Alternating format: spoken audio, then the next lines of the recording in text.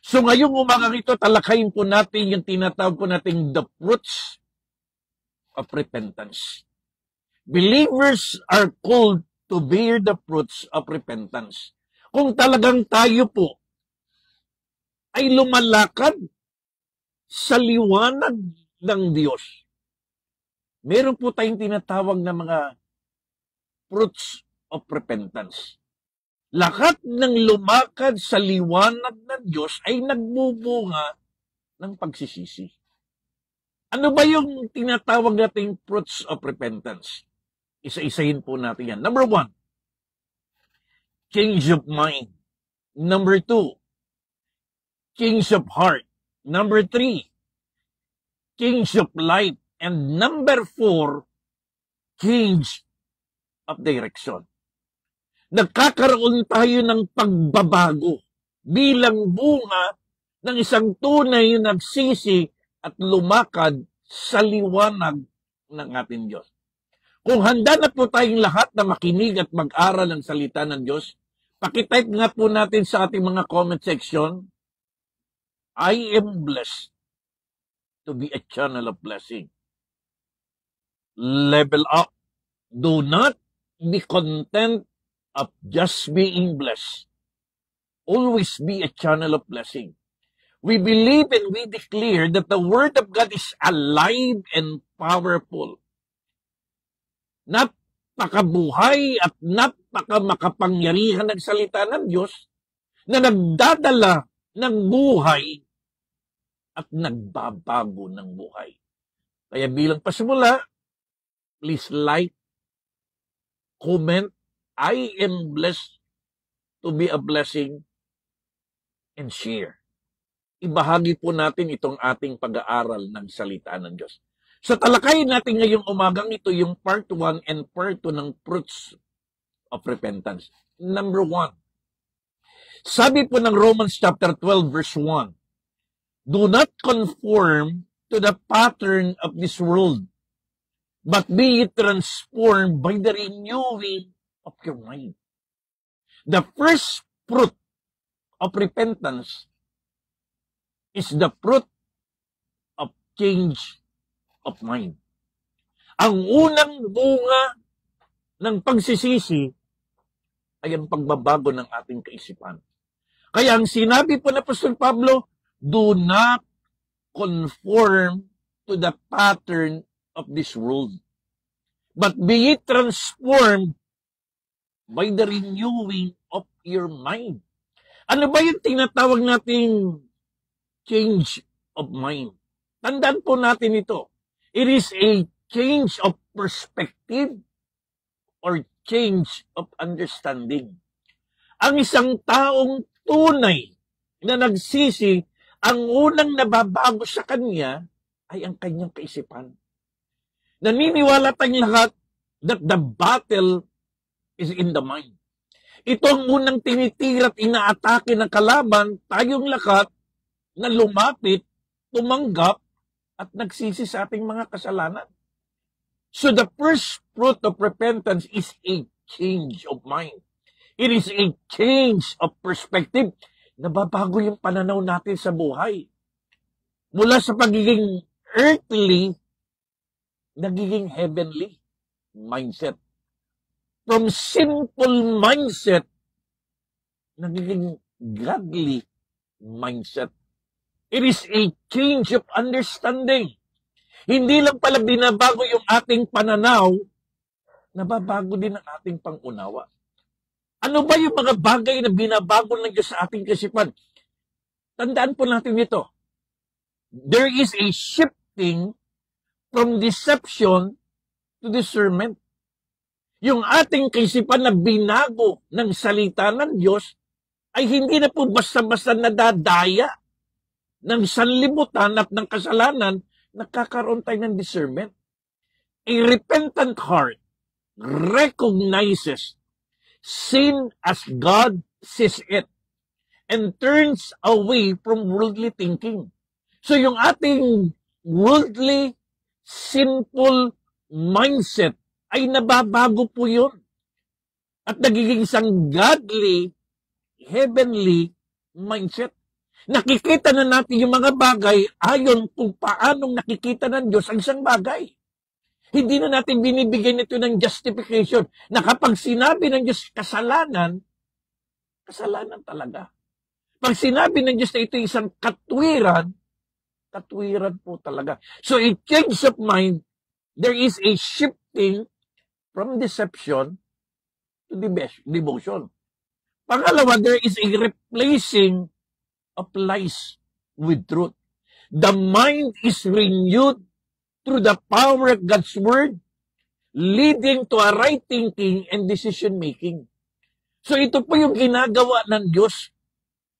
Sa isang tunay na nag-decide na magsisi, nagkakaroon siya ng change of mind. A change of perspective and a change of understanding. Hindi na siya basta-basta nalilinlang at nadadaya ng sanlibutan. At hindi na rin niya ipinatinatayuan at ipinaglalaban ng kasinungalingan. Bagkus ang tinatayuan niya ay ang katotohanan. So from worldly mindset to godly mindset, from sinful mindset to a righteous mindset, from a defeated mindset to a victorious mindset. Again, repentance is not when you cry. It is when we change. Nauunawaan na po natin ng isang tamang kaisipan na ang tunay na pagsisisi ay hindi pag-iyak. Ang tunay na pagsisisi, hindi pagluha. Ang tunay na pagsisisi, hindi pangangako. Ang tunay na pagsisisi ay pagbabago ng kaisipan na nagdadala sa pagbabago ng ating buhay. Tama o may tama? Number 2, a change of heart. Sabi ng Ezekiel 36:26, I will give you a new heart and put a new spirit in you.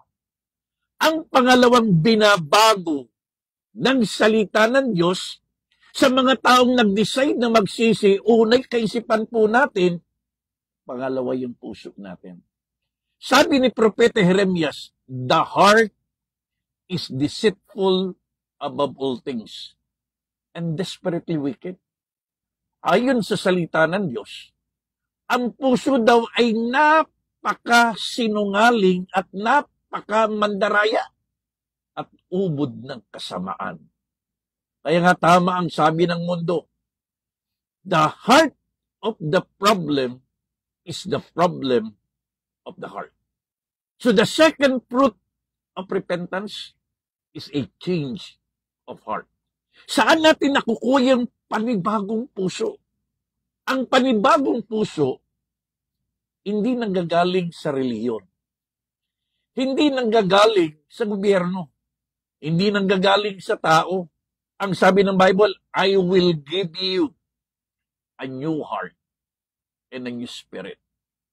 Ang bagong puso ay nanggagaling mismo sa ating Diyos. Kaya kapag nagkaroon tayo ng new heart, ano nangyayari sa atin? There will be a new desire. A change of conviction. Kapag binago na ng Lord yung puso nating makasalanan, nagbabago na po yung mga pagnanasa ng ating puso. Nagbabago na po yung conviction ng ating puso from hardness to humility.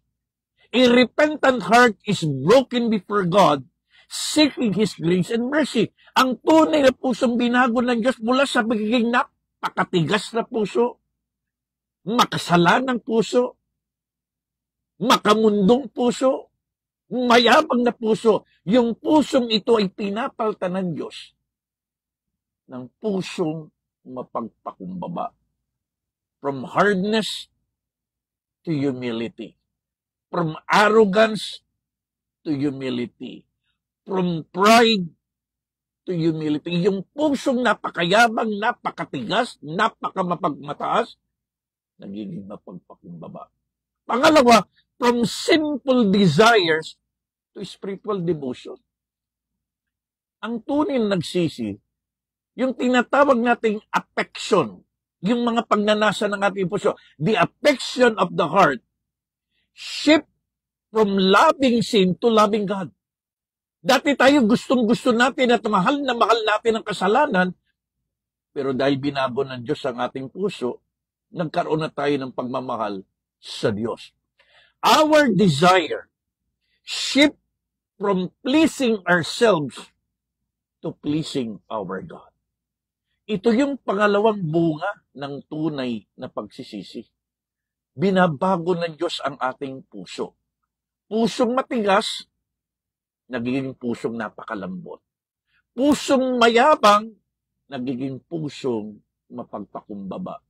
Pusong makasarili, nagiging pusong makadiyos at makatao.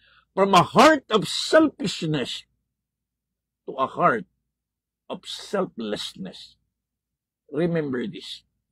Repentance is not merely turning away from sin, but true and genuine repentance is turning toward God with the whole of our heart.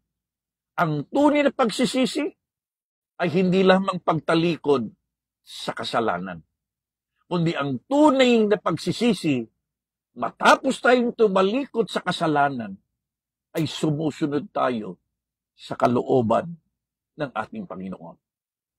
So these are the first two fruits of repentance. A change of mind. Nawawala na yung pagiging makamundo, nagiging makalangit. Nawawala na yung pagiging makasalanan, nagiging matuwid. Nawawala na yung pagiging talunan, nagiging matagumpay. A change of heart. Mula sa pagiging mayabang, nagiging mapagpakumbaba. Mula sa pagiging makasariling, nagiging makadiyos at mapagmahal sa ating kapwa. Next Thursday, isunod po natin yung number 3 and number 4. Yung change of life and change of direction.